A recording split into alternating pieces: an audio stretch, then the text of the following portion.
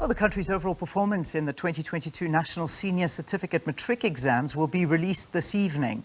The release of the results will be preceded by Basic Education Minister Angie Motshekga's breakfast engagement with top matric achievers from all of the 9 provinces. Learners will be able to get their individual results at 6 a.m. tomorrow. And joining us to talk a little bit more about it, we've got the Department of Basic Education Spokesperson Elijah Mhlanga. Elijah, good to have you. Thanks so much for joining us. Good morning, Liam. It's good to be here. Thank you. Yeah, so moments away, I suppose, from it starts this morning, correct? I think it's at about 9 o'clock this morning. It's that Top Achievers Breakfast that'll be happening?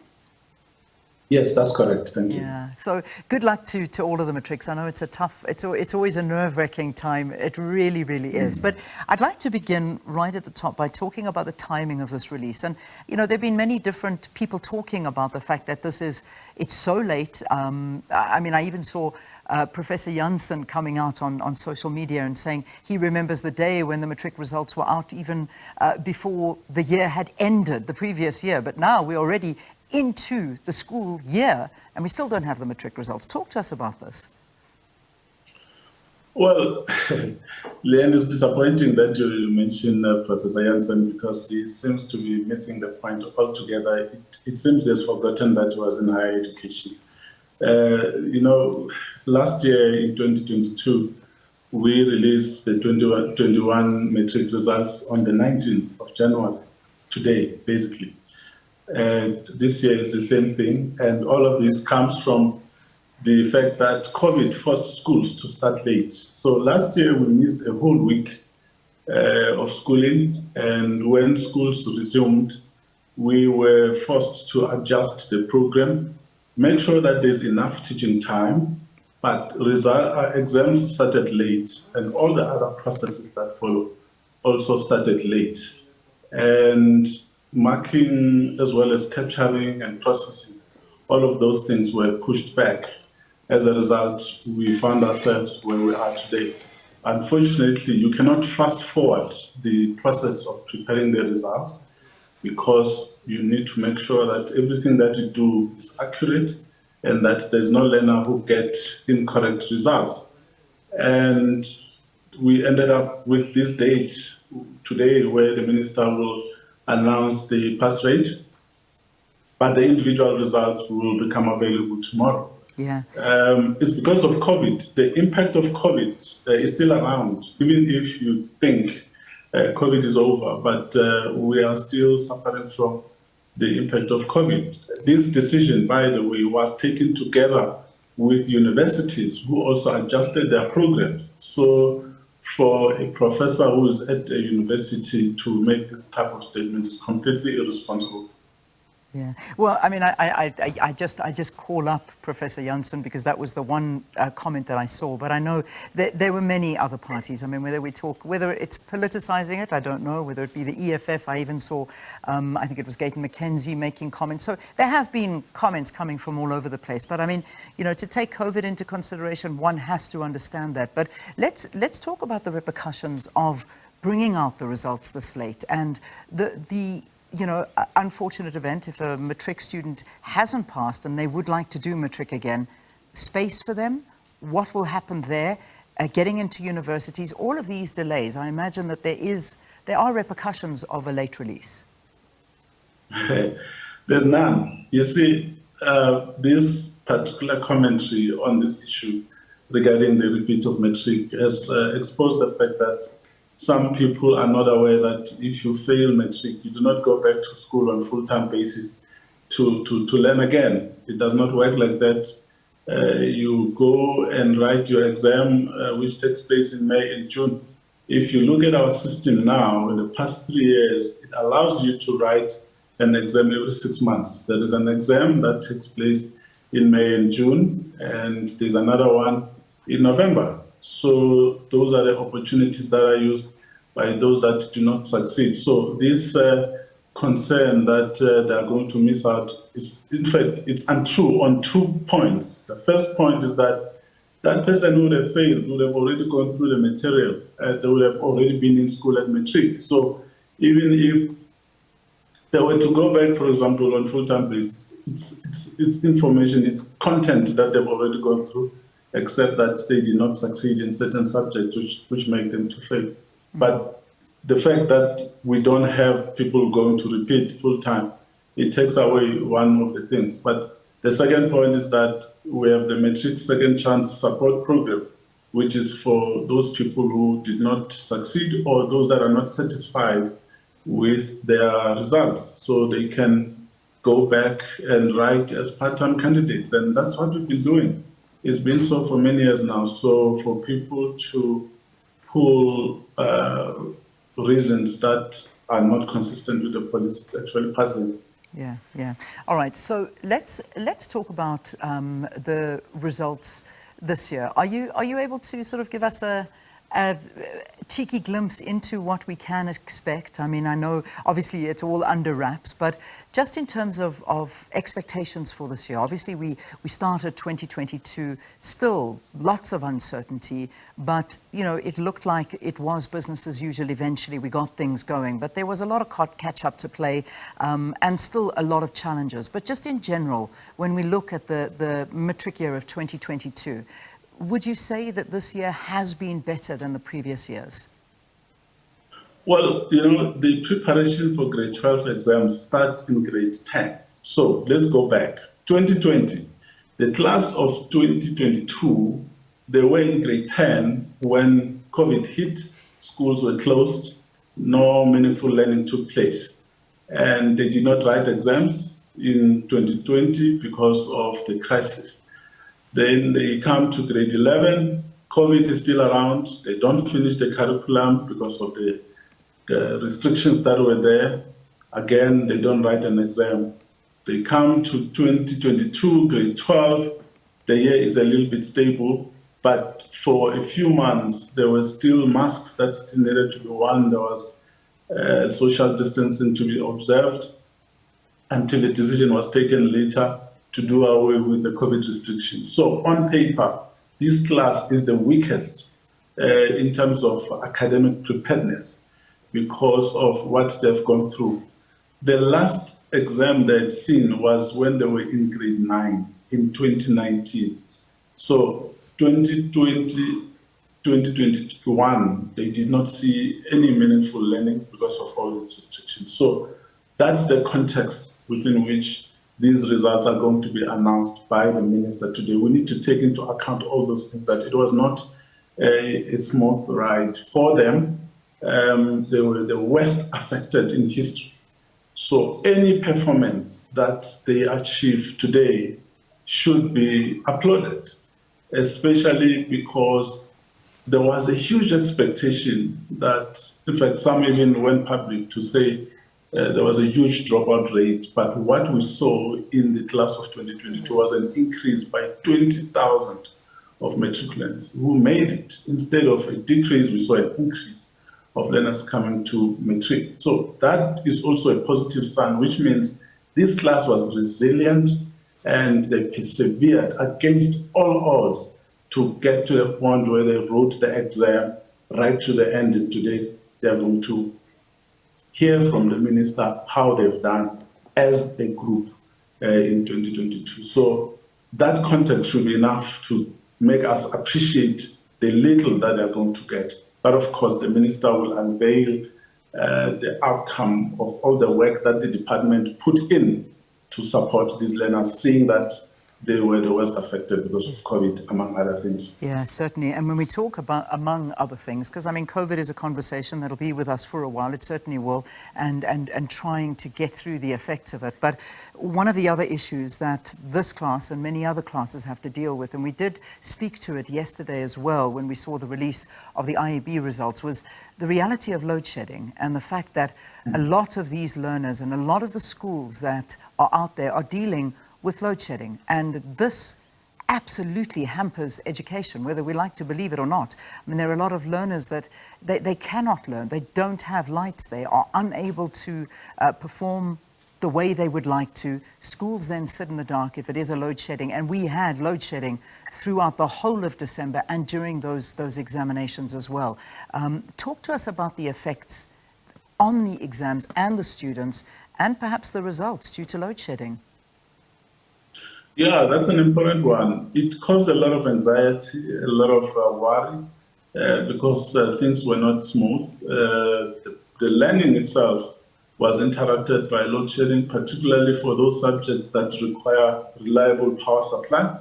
Those practical subjects that have machinery, which these learners are using in technical schools, for example, but also when it comes to their preparation, they are learning and studying at night at home with no power. You are not able to extend your studying hours. You needed to work around the load shedding schedule, which is tricky because sometimes even when the schedule is there, you still get load shedded or some other cut in another way. So that caused a lot of problems. Even in the exam itself, when we started, you'll recall that we start with 2 practical subjects that require power supply for them.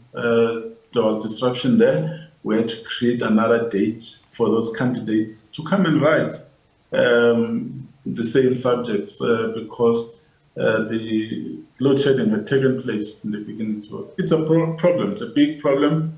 It will continue to be so for as long as load shedding is around because the majority of our schools are also connected. So we also need electricity for administration purposes because all the information that we gather is captured at school level and sent through to the department via machines that require power supply. So we have had to work around the load shedding schedule, make do with what we have where we are because it's difficult indeed, and it did affect the grade 12 class.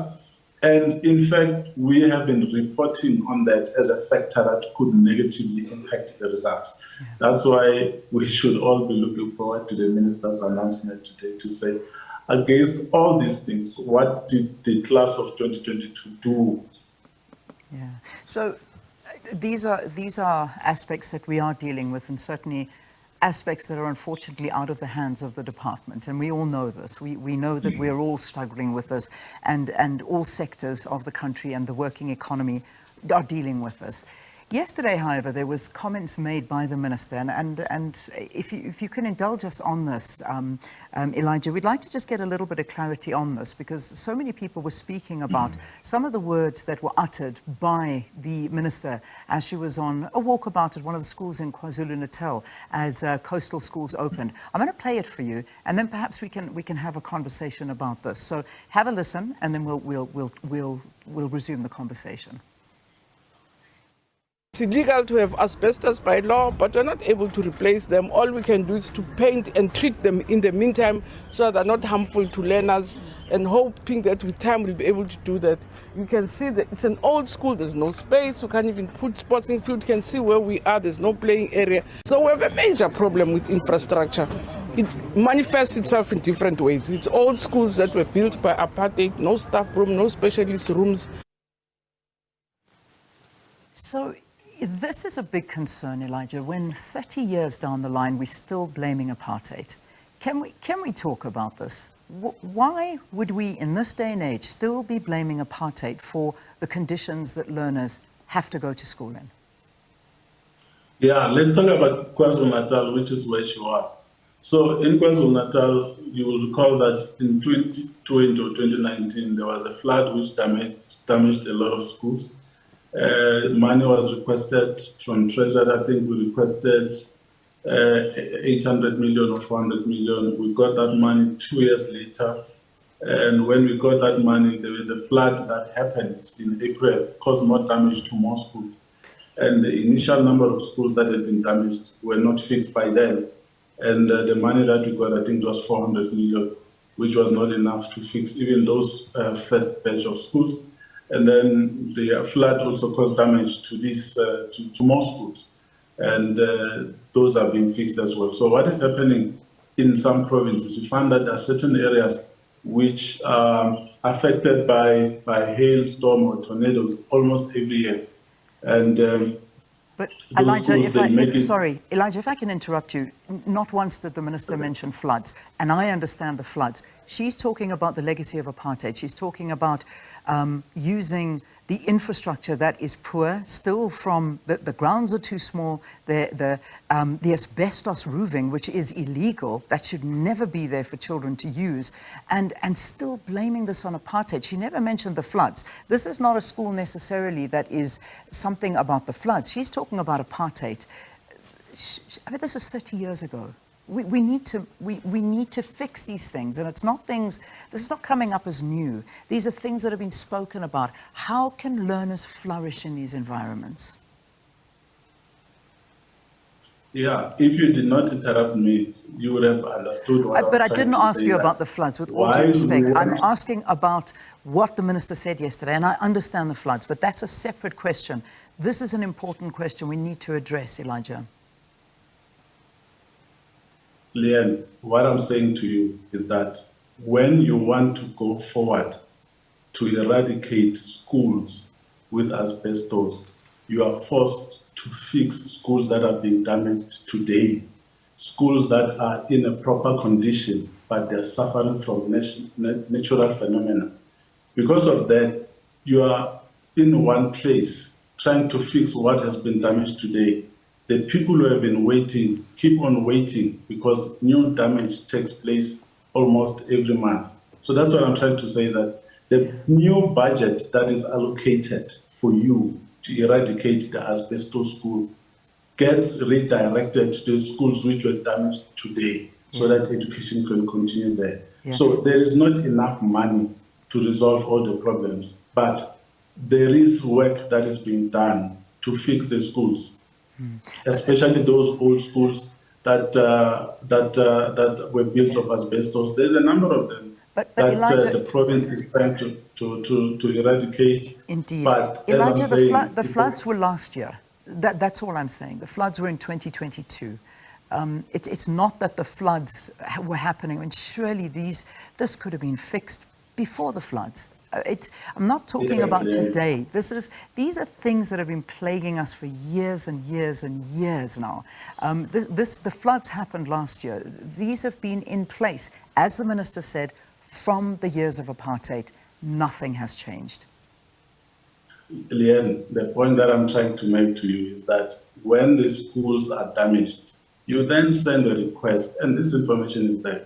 You then send a request to National Treasury and say, we have 600 schools which have been damaged due to flood in April 2022 alone. But we had another 200 which had been affected in the 2020 floods. The money for the 2020 floods came in 2022, 2 years later, because there was no budget already there waiting for schools that had been damaged in the floods to be fixed at that time. So you always have to go back to the money that had been allocated to fix schools that were already on the waiting list. Yeah. And the wait becomes even longer. Even longer. And I understand because that. But when we're talking about something like asbestos roofs, this is illegal. That is, I mean, have you approached Treasury? Are Treasury holding back on money to assist schools that are still using asbestos? What has been their response on that? No, there were a lot of schools that were built of asbestos, and those schools are being eradicated. It's not like we like them being there. We don't like them being there, and they're being replaced. On any given day, there's building somewhere in KwaZulu-Natal, there's building somewhere in the Eastern Cape, there's building somewhere in the Northern Cape. All that you need to go into is to check and see the work that is taking place there. Yes, it might not be at the right pace because of challenges that are taking place in terms of the budget cuts as well, and also the other schools that get vandalized that also need to be fixed. In those places, we put in place mobile classrooms. But the asbestos schools, they are still there. They are being eradicated. There were a lot of them. It is correct that they were built by apartheid. We also need to mention how those schools came to be there, because this government has never built an asbestos school. All that it needs to do is to replace them, remove those schools and make sure that there's no school that has asbestos. Yeah. Since 1994, there's probably 4,000, 5,000 schools that have been built to replace asbestos schools, and also to build schools where there were no schools, but also to replace some of the dilapidated schools. So the work is there, the work is continuing. But of course, you will find one, you will find two, you will find three there, because the work is ongoing. Yeah. I know we're running into time constraints because there is always so much to talk about when it comes to education. I just want to talk a little bit about two more issues if we can. This whole conversation, and I know that the Minister has tried to put it to bed, but again, it's rearing its head in terms of that 30% pass rate and defending that. I mean, we see again, Mmusi Maimane bringing this up and saying, 30% pass rate unacceptable for a requirement. Talk to us about this, and of course, this is something we're going to be seeing as the results come out tonight. Yeah, I will not take seriously what Mmusi Maimane is saying because he does not understand the sector. I've read his stuff, it's very shallow. It shows that it's someone who's basically seeking attention at this time, perhaps to build the profile of his political organization. So I wouldn't entertain what he's saying. What I would rather say is to once again remind South Africans that the pass requirement for the National Senior Certificate is definitely not 30%. If you get 30% for everything, you have failed. Yeah. There are categories for passing. You pass at the bachelor level. There's a requirement there for 40% and 50%. If you pass at a diploma, there's 40% at home language and 30% for other subjects. For senior certificate, is the same. There's nowhere where it says flat 30% is what you need to pass. That's completely false. We've explained this so many times. Some people like Maimane, they keep repeating it because they think that they will become relevant at this time. But those learners who write in the system and their parents, we believe that they understand that education systems, especially basic education system, takes into account that learners have different interests, they're not gifted in the same way, and that there has to be a regime which provide pass requirements that will cover everyone, their interests, their career paths, and what it is that they want to do after they've obtained their certificate. So it's a fallacy that 30% is a pass rate, is a pass mark in South Africa. We don't have that. All right, I'll have to leave it there, Elijah, but thank you. We do thank you for your time, and I know that it's a busy day ahead, and we'll get to meet the top performers at, I think it's 9 o'clock this morning. The Minister is going to be hosting a breakfast for them from all over the country, and then, of course, the results will be released officially for that 2022 National Senior Certificate tomorrow. Elijah Mhlanga, spokesperson for the department, thank you. Thanks again for always engaging us